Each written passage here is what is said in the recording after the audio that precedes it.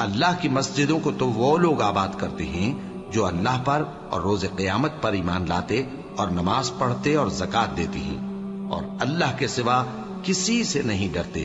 یہی لوگ امید ہے کہ ہدایت یافتہ لوگوں میں سے ہوں. کیا تم نے حاجیوں کو پانی پلانا اور مسجد حرام یعنی خانہ کعبہ کو آباد کرنا اس شخص کے اعمال جیسا خیال کیا ہے جو اللہ اور روز آخر پر ایمان رکھتا ہے اور اللہ کی راہ میں جہاد کرتا ہے؟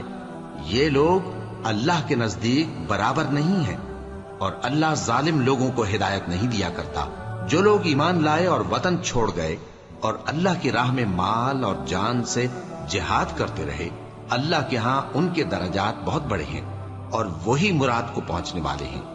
ان کا پروردگار ان کو اپنی رحمت کی اور خوشنودی کی اور بہشتوں کی خوشخبری دیتا ہے جن میں ان کے لیے ابدی نعمت ہے اور وہ ان میں ہمیشہ ہمیشہ رہیں گے، کچھ شک نہیں.